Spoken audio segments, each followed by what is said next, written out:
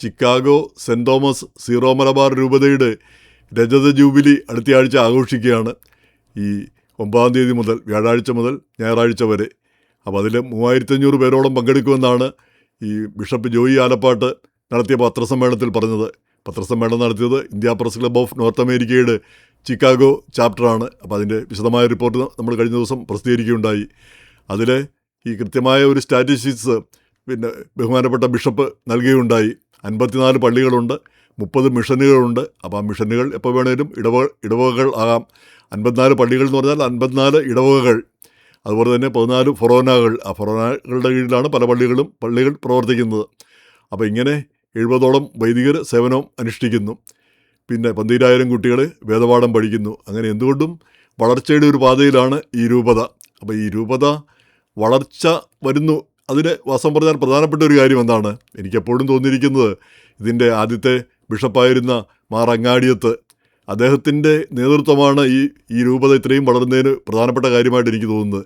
അദ്ദേഹം വലിയ കാര്യങ്ങൾ ചെയ്തു എന്നല്ല, എന്ന് മാത്രമല്ല ആദ്യകാലത്ത് അദ്ദേഹത്തിന് ആരോഗ്യപരമായ പ്രശ്നങ്ങളൊക്കെ ഉണ്ടായിരുന്നു. പക്ഷേ അദ്ദേഹത്തിൻ്റെ ആത്മീയത ആർക്കും ഒരു കുറ്റം പറയാനോ അല്ലെങ്കിൽ ആർക്കും ഒരു ആക്ഷേപം പറയാനോ ഒരു കാര്യവുമില്ല.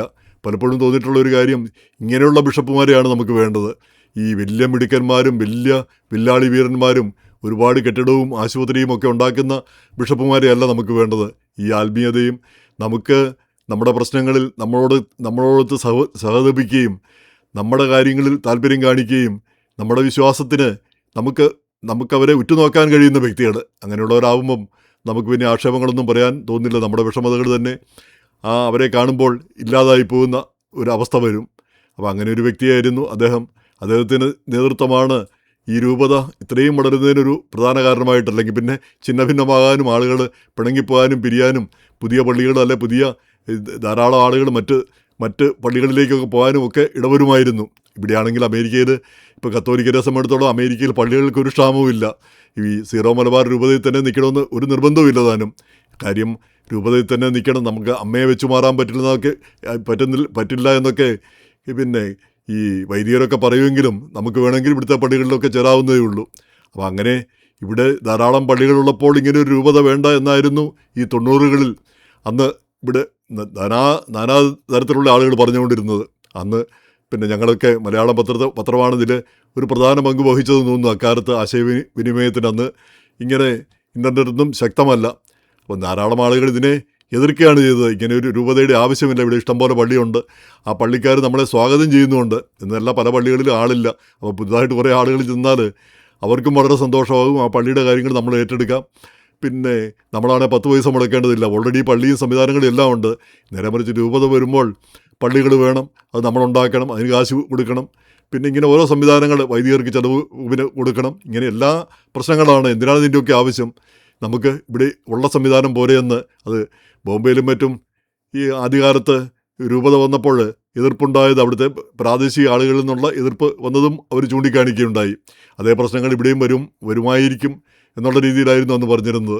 അന്നത്തെ ബിഷപ്പുമാരെന്ന് പിന്നെ ബിഷപ്പ് ഗ്രിഗറി കരോട്ടംബരയിൽ അദ്ദേഹമൊക്കെയാണ് വന്ന് ഒരു റിപ്പോർട്ട്, ഇവിടുത്തെ കാര്യങ്ങളെല്ലാം പഠിച്ചൊരു റിപ്പോർട്ട് വത്തിക്കാൻ കൊടുക്കുന്നതും ഒടുവിൽ വത്തിക്കാൻ ഇവിടെ രൂപത അംഗീകരിക്കുന്നതും.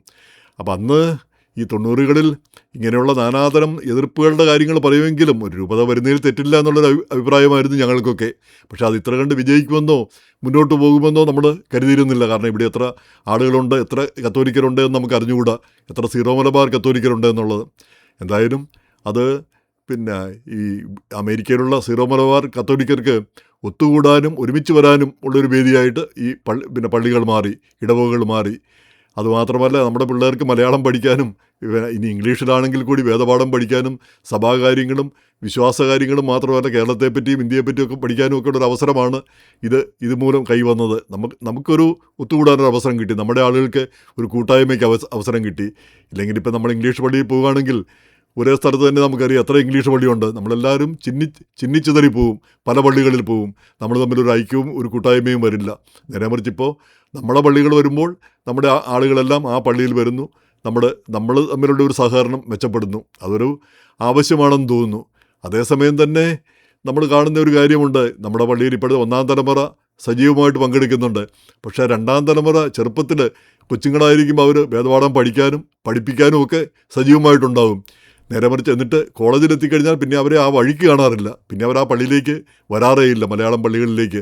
അത് മിക്ക പള്ളികളിലും ക്ഷേത്രങ്ങളിലും ഒക്കെ ഉള്ളൊരു പ്രശ്നമാണെന്ന് തോന്നുന്നു.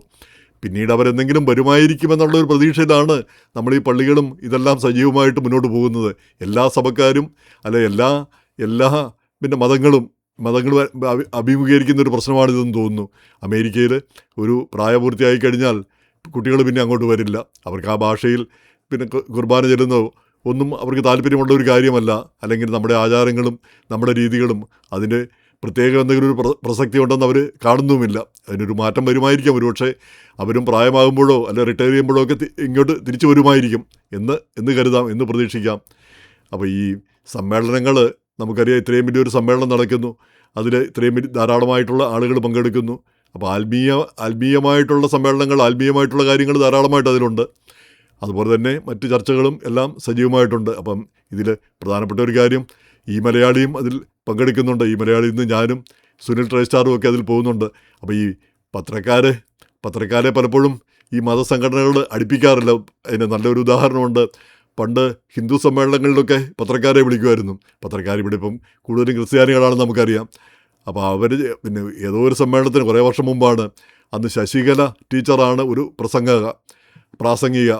അപ്പോൾ അവർ വായി തോന്നുന്നതെല്ലാം പറയുന്നൊരു വ്യക്തിയാണെന്ന് നമുക്കറിയാം. അപ്പോൾ പറയുന്നതെല്ലാം ആക്ഷേപകരമായിട്ടും മറ്റ് സമുദായങ്ങളെയും എല്ലാം ആക്ഷേപിക്കുന്ന രീതിയിലുള്ള പിന്നെ കാര്യങ്ങൾ പറയുന്നു. അതെല്ലാം വലിയ ശരിയാണെന്നാണ് അവർ പറയുന്നത്. ഓരോരുത്തരും വിശ്വസിക്കുന്നത് പിന്നെ അങ്ങനെ വിശ്വസിക്കുന്നവരും ധാരാളം. അപ്പോൾ അതിനെപ്പറ്റി ചില പത്രക്കാർ അതിന് എതിരെ എഴുതുകയുണ്ടായി. അപ്പോൾ അതിനുശേഷം അത് വലിയൊരു പ്രശ്നമായി തീർന്നു. അപ്പോൾ അതിനുശേഷം പിന്നെ പത്രക്കാരെ ഇങ്ങനെയുള്ള മതസമ്മേളനങ്ങളൊന്നും അടുപ്പിക്കാറില്ല എന്നുള്ളതാണ് ഞാൻ കണ്ടുവന്നിട്ടുള്ളത്. പക്ഷേ സിറോ മലബാർ സഭയിലും മറ്റും അങ്ങനെയുള്ളൊരു പ്രശ്നം ഉദിക്കുന്നില്ല. അങ്ങനെയുള്ള വിവാദപരമായ കാര്യങ്ങളൊന്നും അവിടെ ഇല്ല. ഇത് ഭക്തിയുടെയും അല്ലെങ്കിൽ സഭ നേരിടുന്ന പ്രശ്നങ്ങൾ, ഇന്നത്തെ പ്രശ്നങ്ങൾ, മനുഷ്യരാശി നേരിടുന്ന പ്രശ്നങ്ങൾ, ഇതൊക്കെയാണ് സംസാരിക്കാൻ പോകുന്ന വിഷയങ്ങൾ. അപ്പോൾ പിന്നെ അവിടെ വലിയ വിവാദത്തിനും വഴക്കിനും അടിസ്ഥാനമൊന്നുമില്ല. ഈ മറ്റ് സഭകളുടെ സമ്മേളനത്തിന് ഇപ്പം ഈ പ്രധാനമായിട്ട് എനിക്ക് തോന്നിയിരിക്കുന്ന ഈ ജ്ഞാനായ സമുദായത്തിൻ്റെ സമ്മേളനത്തിന് ഒരു കാലത്ത് അതിലൊക്കെ പങ്കെടുക്കുമായിരുന്നു. അതിലേക്ക് പത്രക്കാരെയൊക്കെ സ്വാഗതം ചെയ്യുമായിരുന്നു. പിന്നെ പെട്ടെന്ന് അങ്ങ് ഇല്ലാതായി തീർന്നു. അതൊരു 10 വർഷമേ ആയിട്ടുള്ളൂ. പിന്നെ അങ്ങോട്ട് അടുപ്പിക്കത്തില്ല. അവിടെ എന്തോ ഭയങ്കര സംഭവം നടക്കുന്ന രീതിയിലാണ് അവർ പിന്നെ അവർ കരുതുന്നത് എന്ന് തോന്നുന്നു. എന്താണെന്ന് മനസ്സിലാവുന്നില്ല. അവിടെ പത്രക്കാർക്കോ അല്ലെങ്കിൽ പിന്നെ ഒന്നും എഴുതാൻ പാടില്ലാത്ത അല്ലെ കാണാൻ പാടില്ലാത്ത എന്തെങ്കിലും കാര്യങ്ങളോ ചർച്ചകളോ ഉണ്ടെന്ന് ഞാൻ കരുതുന്നില്ല.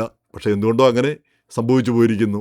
പക്ഷേ ഇങ്ങനെയുള്ള സമ്മേളനങ്ങളിൽ ഈ ആളുകൾ പങ്കെടുക്കുന്നതും അത് റിപ്പോർട്ട് ചെയ്യുന്നതും ആളുകൾ കൂടുതൽ പിന്നെ ഇതിനെപ്പറ്റി അറിയുന്നതുമൊക്കെ നമ്മുടെ ആ ഒരു പരസ്പര ബന്ധങ്ങളും നമ്മുടെ ആ സമൂഹത്തിൻ്റെ കെട്ടുറപ്പിനും ഇതൊക്കെ നല്ലതാണെന്ന് തോന്നുന്നു. ഇപ്പോൾ പള്ളിയും ഇടവകയൊക്കെ വന്നതുകൊണ്ട് നമ്മുടെ കൂട്ടായ്മ ശക്തിപ്പെട്ടു. നമ്മുടെ ആളുകൾ തമ്മിലുള്ള പരസ്പര ബന്ധം ശക്തിപ്പെട്ടു. നമ്മളിവിടെ ഇതിൻ്റെ ഒരു ഭാഗമാണെന്നുള്ളൊരു തോന്നൽ വന്നു. അതൊക്കെ പ്രധാനപ്പെട്ടതാണ്. നേരെ മറിച്ച് ഒരു അമേരിക്കൻ പള്ളിയിൽ പോയി കഴിഞ്ഞാൽ നമ്മളവിടെ ചെന്ന് കുർബാന കണ്ടു പോന്നു, അത്രയേ ഉള്ളൂ. അതിൻ്റെ ഒരു ഭാഗമാണ് നമ്മളൊന്നും തോന്നാറില്ല, തോന്നിയെന്ന് വരില്ല. അങ്ങനെ തോന്നാം.